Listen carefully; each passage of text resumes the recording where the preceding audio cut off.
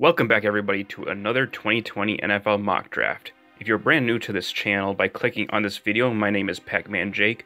You may have guessed that I'm a fan of the Green Bay Packers, so my channel is mostly dedicated to the Packers, but I also do videos for other sports teams that I like, the Red Wings, the Brewers, the Battlehawks, and other related NFL content. You are welcome to subscribe to my channel for more mock drafts and plenty more.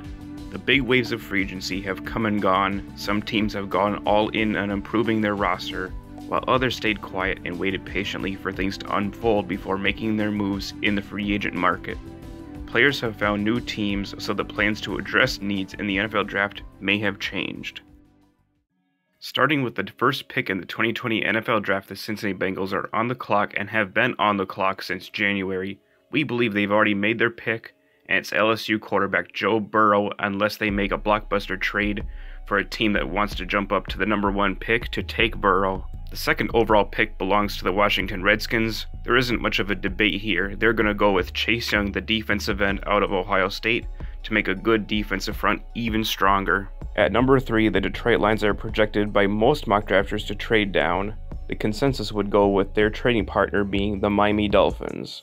There is a very real chance it could be the LA Chargers, but the Dolphins have a ton of draft picks, so I'm still going to go with them making the trade to move up from 5 to 3. The trade here is pretty simple. Miami and Detroit will swap picks, with the Lions getting a second-round pick, 39th overall, from the Dolphins. I don't think I need to explain why the Dolphins are making this move. They are making this move to take their franchise quarterback, Tua Tagovailoa. He can sit behind Ryan Fitzpatrick to start, and once Fitzmagic's contract is up, they can move forward with Tua as their new starting quarterback. The New York Giants can go several different ways. They can still take an inside linebacker, cornerback, and offensive tackle. With Dave Gettleman being their GM, who knows what's going to happen. I'll say they go offensive tackle and they'll take the best one available, and that is Georgia's Andrew Thomas. Back to Detroit, they're picking at 5 after trading with the Dolphins.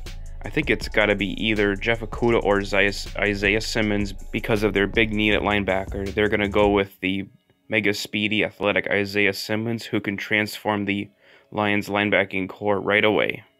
The LA Chargers don't have a starting quarterback right now unless they think Tyrod Taylor is the answer, so they could go with him and take an offensive tackle to pair with Brian Bulaga to solidify the outside of the offensive line. I just personally don't think that Taylor is the long-term answer. I don't think that the Chargers believe that he is the long-term answer, so they're going to take their long-term answer, and that is Oregon's Justin Herbert to replace Phillip Rivers. Carolina still has a few needs to fill. They could go defensive end or cornerback. Derek Brown makes a ton of sense, and so does Okudah.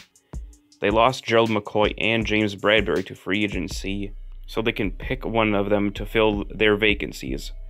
I'll say that they'll go with cornerback Jeff Okudah because it's difficult to find a shutdown corner beyond the first round, so they can take a defensive end later. Right tackle remains the biggest need for the Arizona Cardinals, but I think they like their current right tackle that's marketed in Marcus Gilbert. But let's face it, they can do better. With so many good offensive tackles in this class, they can't pass on one. They are taking Tristan Wirfs from the Iowa Hawkeyes. Now the Cardinals will have bookend tackles to protect Kyler Murray. Jacksonville has a ton of picks, so they could be a candidate to trade up for their biggest need at corner. At number 9, it may be a little too high to take the next best cornerback after Okudah, meaning CJ Henderson.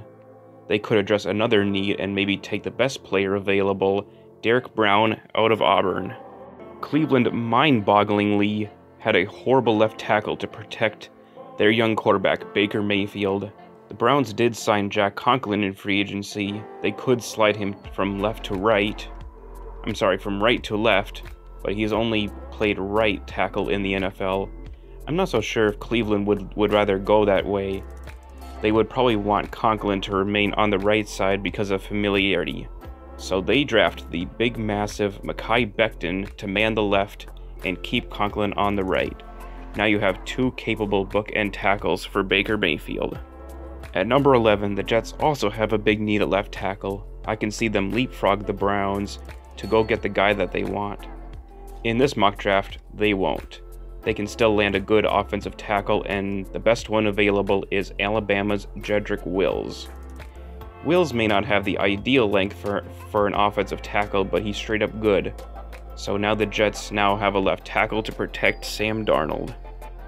The Las Vegas Raiders are still making a lengthy rebuild and have a ton of picks. They can move up for any of the top offensive or defensive prospects, but even at 12, a top prospect can still drop. Jerry Jeudy makes sense here, so does CeeDee Lamb, but I'm going to go a different direction. They're going to take a big man up front on the defensive line, and that is the defensive tackle out of South Carolina, Javon Kinlaw. This pick was traded to the 49ers from the Indianapolis Colts. San Francisco can go a few different ways. They don't have any glaring needs, so they can just make a few upgrades or future fill-ins when free agency comes up for the 2021 season. I'm going to go wide receiver CeeDee Lamb because they let Emmanuel Sanders go, so taking Lamb to pair with Deebo Samuel would make an already lethal offense even better. At 14, Tampa Bay has several needs that they can address. Safety remains a glaring one. There is not one safety on their roster that's any good. They could go there, but I don't think Jason Licht really likes safeties all that much. So they trade down here, and the team that is moving up is the Jacksonville Jaguars. Jacksonville and Tampa Bay will swap first rounders, with Tampa Bay getting a 3rd and 5th round pick.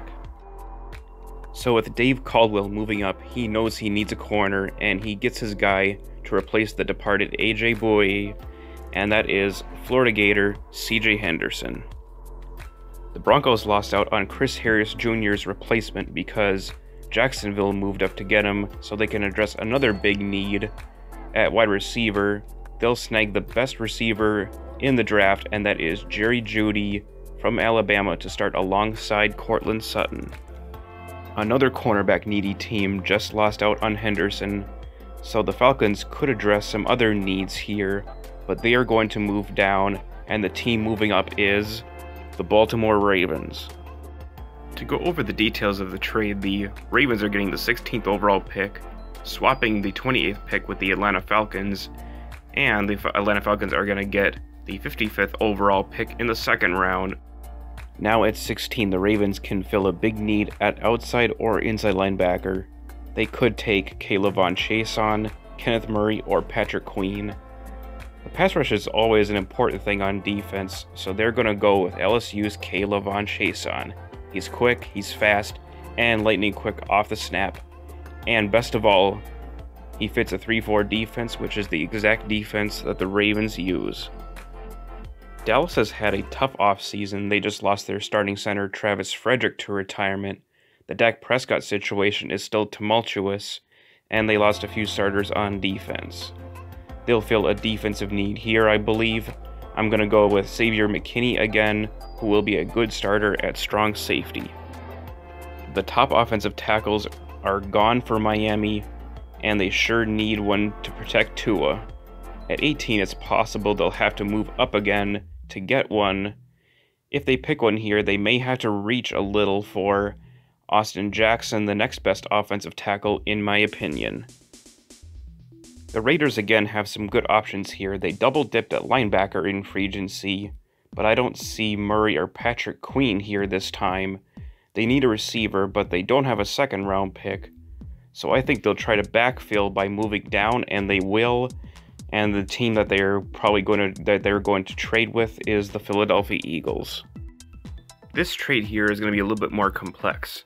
You got the Eagles swapping 19 for 21 with the Raiders, so the Raiders are going to stay in the 1st round, but they are going to get a 2nd round pick, 53rd overall, from the Eagles. In return, the Eagles are going to get one of 3 Las Vegas's 3rd round picks, and that is the 80th overall and a 2021 4th round pick. I'm not going to waste time. The Eagles are here to pick their guy, Henry Ruggs, to catch passes from Carson Wentz. With Ruggs aboard, the Eagles will finally have a really good number 1 option for Carson Wentz. Tampa Bay moved from 14 to 20, so they're here now and they're not going to move again. Some good players are still available. They could address a big need at running back. I don't think their current starting running back, Ronald Jones, is ready to step up, and may only be a part-time back. So look for DeAndre Swift to Tampa, but they need a safety bad. They're finally going to pick one here. Grant Delpit, congratulations, man. You're going to go play with Tom Brady and the Tampa Bay Bucs. The Raiders are back on the clock again after moving down 2 spots with the Eagles. They'll address the receiver position and take T. Higgins. Here is why. Mike Mayock and John Gruden seem to really like Clemson guys. They took 2 high in last year's draft. Minnesota now has 2 first-round picks. With this one, they can go a few different ways on offense or defense. They need corner help after losing a few in free agency. Maybe they could go for an edge rusher. They could take a receiver to replace Stephon Diggs. I'm not sure the corners are there, so I'm going to go with the best pass rusher available, and that is Iowa's A.J. Epinesa, to pair him with the sack master Danielle Hunter. For New England, boy, it's difficult to say where Bill Belichick is going to go with this one. He may want a quarterback, so Jordan Love is very possible here at 23. I almost sense that they're going to move down for Jake Fromm, but some good talent is dropping to New England.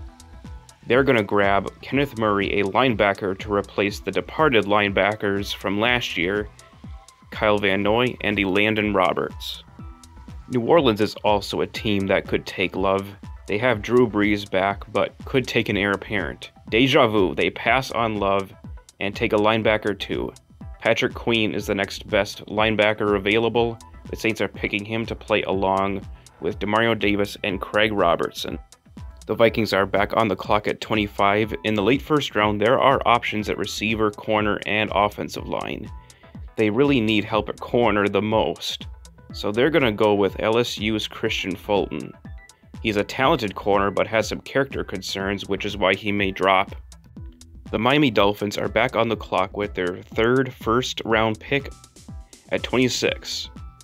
They have addressed their big need at quarterback and right tackle.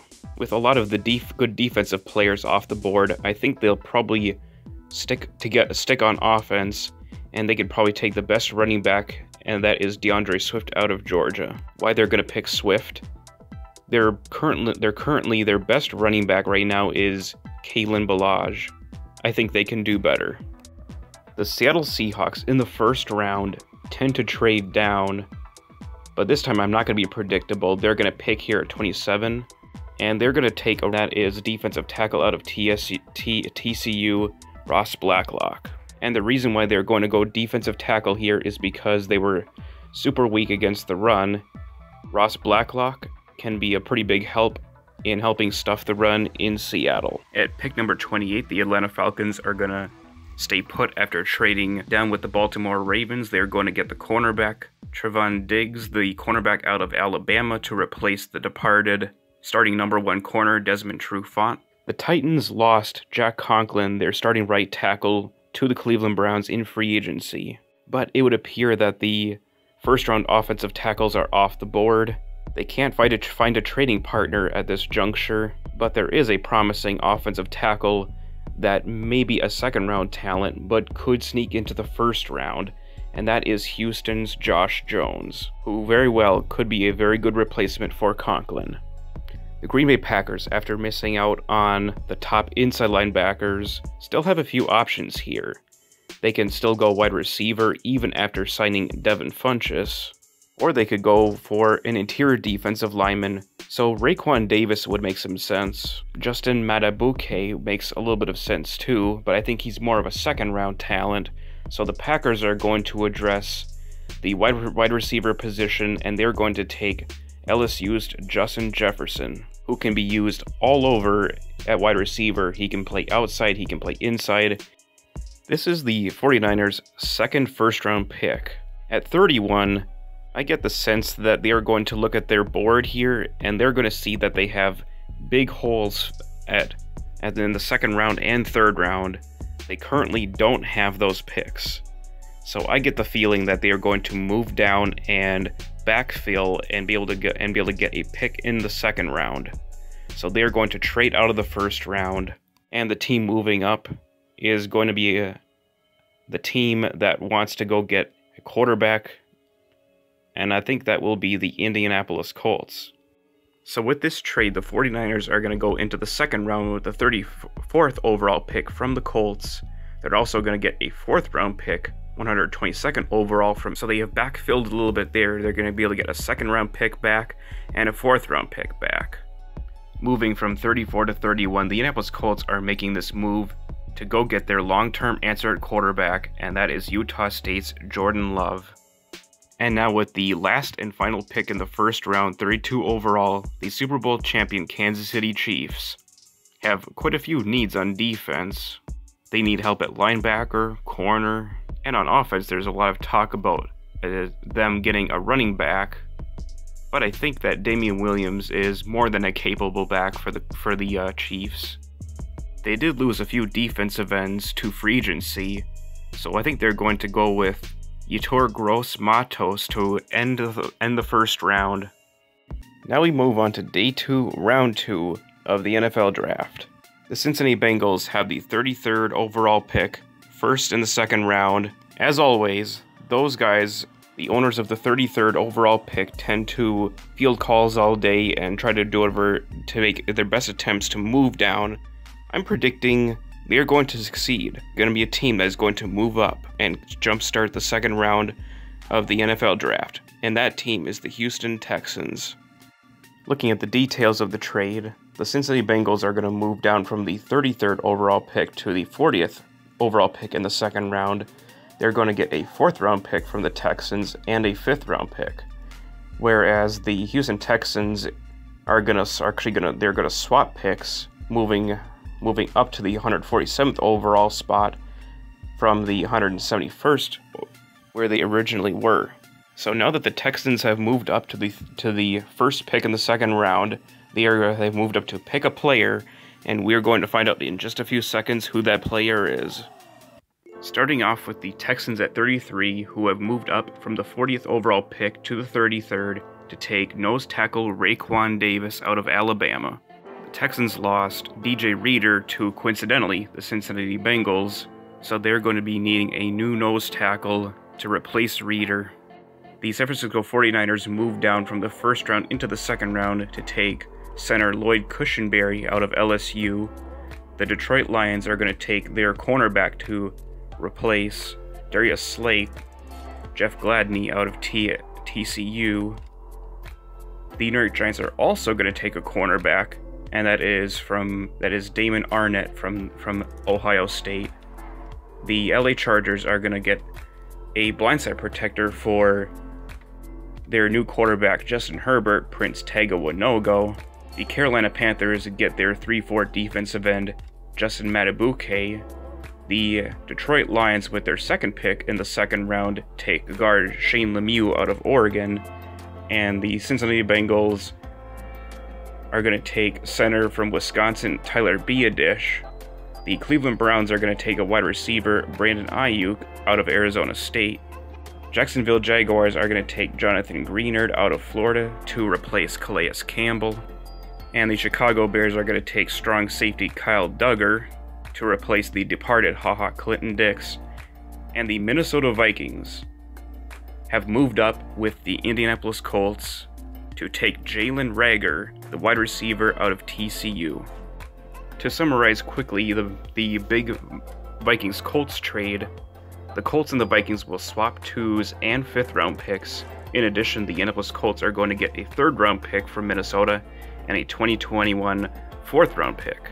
And the reason why the Minnesota Vikings are making this trade is because they have a ton of picks and they can afford to move up and give up 1 3rd round pick to go and get a wide receiver to replace Stephon Diggs.